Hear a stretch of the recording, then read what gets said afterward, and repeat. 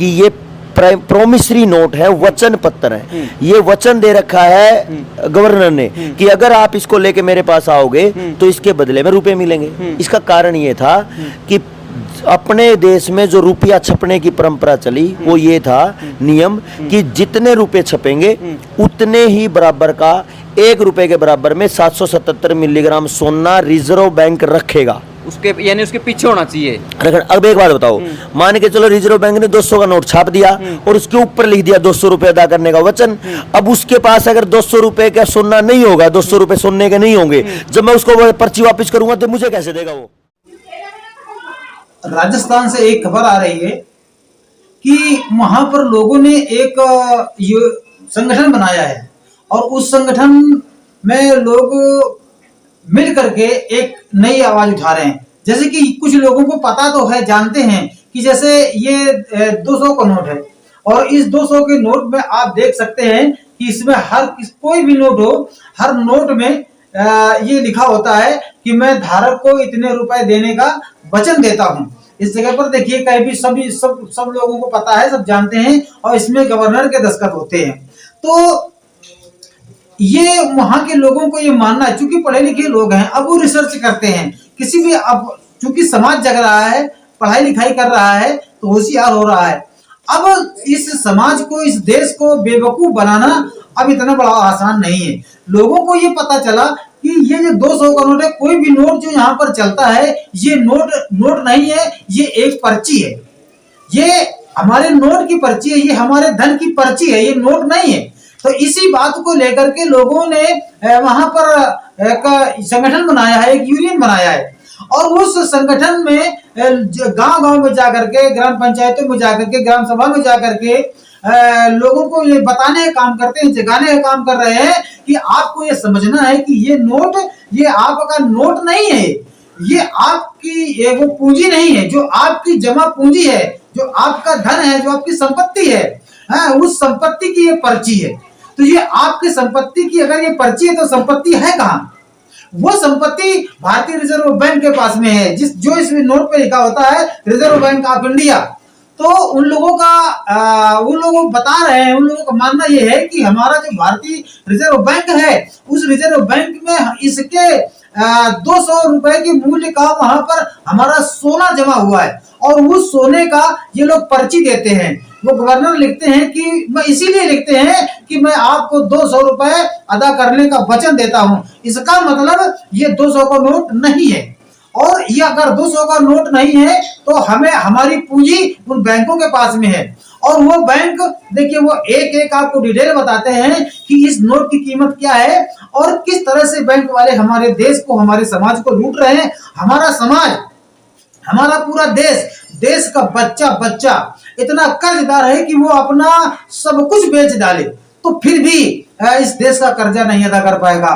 तो इस मुहिम को लोगों ने बढ़ाया है और इसको उठा रहे हैं और इस पर वो लोग मुकदमा करने वाले हैं और करेंगे भी। और बैंकों से वो लोग अपना दामन छुड़ा रहे हैं, बैंकों का वो साथ छोड़ रहे हैं, बैंकों का वो उनका जो है तो क्या कहते हैं हम उसको, कि बैंकों से के पास में जाना वो लोग बंद कर रहे हैं वो। तो इसलिए मेरे प्यारे साथियों, आप लोग देखिए, सुनिए और बहुत कायदे से समझने की कोशिश करिए कि आखिर में ये नोट नहीं है, कोई भी कागज का नोट जो हमारे यहाँ चलता है ये नोट नहीं है, ये एक पर्ची है। और ये पर्ची ये पर्ची हमारे उस पूंजी की है जो पूंजी हमारी बैंकों में रखी है और जो बैंकें चल रही हैं, जो रिजर्व बैंक ऑफ इंडिया यानी कि भारतीय रिजर्व बैंक जो है वो हमारे इस देश की जो मूल धरोहर है उसको गिरवी में रखे। और यहाँ की जो चालें हैं, ऐसा क्यों हो रहा है? यहाँ की चालें हैं, वो चाल ये चलते हैं कि उन्हें इनका नोट नहीं चाहिए, उन्हें आपकी प्रॉपर्टी चाहिए। और देखिए हमारे देश के लोगों की प्रॉपर्टियां किस तरह से वो खींचने का काम कर रहे हैं। उन्हें नोट नहीं चाहिए, उन्हें संपत्ति चाहिए, उन्हें आपकी प्रॉपर्टी चाहिए।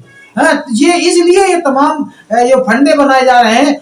नहीं, अगर ऐसा नहीं है तो जो हमारे देश की जो संविधान है, उस संविधान के में रह करके हमारा देश क्यों नहीं चल रहा है? लोग कहते हैं हमारा देश संविधान से चलता है, मगर देश हमारा संविधान से नहीं चल रहा है। हमारे देश को लूटा जा रहा है, हमारे देश को बर्बाद किया जा रहा है, हमारे देश को कंगाल किया जा रहा है। इसलिए जगो और जगाओ, लोगों को बताओ, लोगों को सिखाओ। अगर आप जानते हैं तो लोगों को आप बेशक जरूर बताइएगा और बता करके अपने समाज को, अपने परिवार को आप जागरूक करिएगा।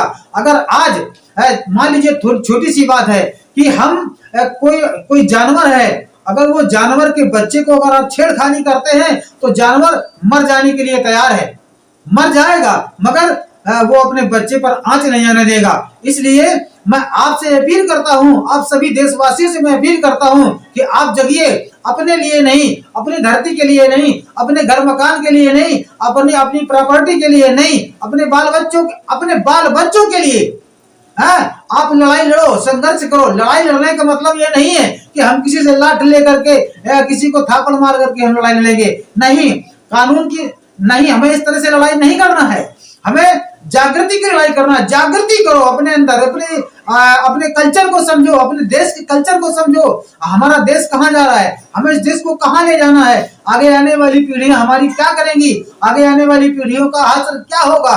तो हमें इस देश को, अपनी संपत्ति को बचाना है, अपने संविधान को बचाना है, अपने लोकतंत्र को बचाना है। कब बचेगा?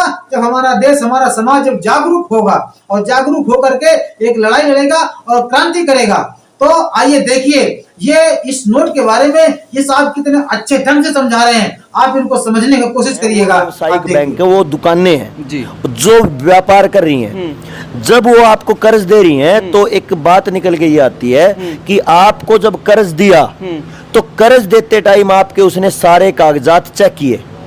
आके भाई ये सही है कि नहीं?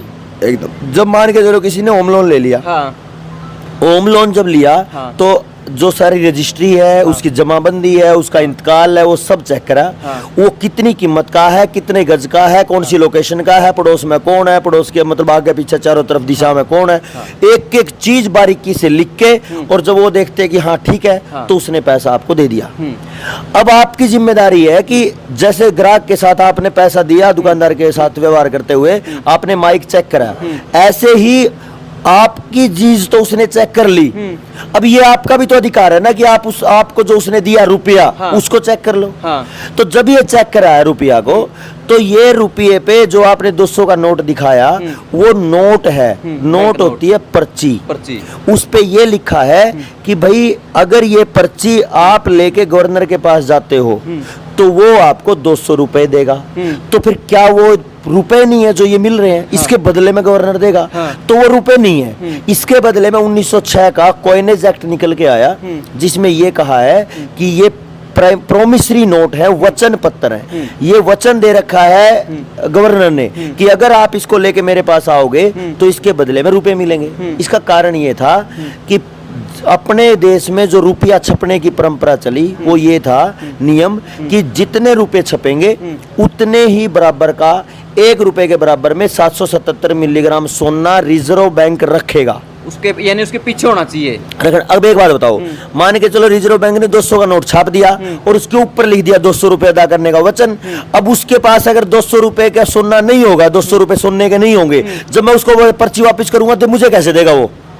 हाँ जी, उतना सोना उसके पास है ही नहीं, तो आपको सोना कैसे देगा? तो पर्ची कैसे बना देगा वो? पर्ची नहीं बना सकता। तो ये बात है कि वो पर्ची नहीं बना सकता, ऊपर से वो अगर बना दी तो देगा कैसे? और ये कानूनन प्रक्रिया है। 2 बात हो गई। तीसरी बात ये है, जब हमने पता किया इस समय देश पर, सरकार पर और लोगों पर, ये दो तरीके का है। सरकार पर 210 लाख करोड़ का कर्जा है विदेशों का यानी बैंकों का, और समाज पर यानी आम लोगों पर 243 लाख करोड़ का कर्जा है। सवाल ये पैदा होता है कि सरकार के पास सोना कितना है जिसके बराबर में नोट छपे जाने चाहिए? मैं वही कह रहा हूं, टोटल कर्ज तो है 453 लाख करोड़ का, लेकिन उसके एवज में जो सोना रखा है वो केवल मतलब जो नोट है वो, पहली बात तो नोट है, उसके अलग सोना अलग है, मतलब 3 पड़ाव हो गए। बैंक नोट, रुपया और करेंसी और कर्जा, ये 4 चीज होगी। कर्जा तो है 453 लाख करोड़ का, उसके बराबर में नोट केवल 34 लाख करोड़ के हैं।